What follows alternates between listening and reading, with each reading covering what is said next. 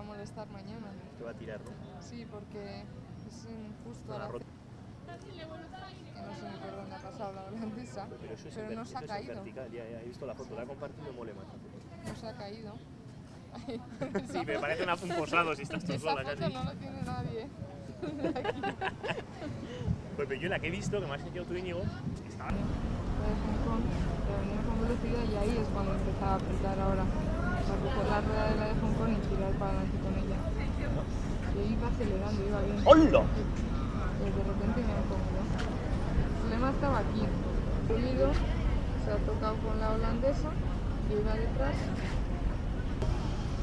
Mañana y pasado y al siguiente, pero son las finales.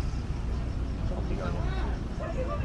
Yo ya he ganado una que no esperaba que ganara el Kevin.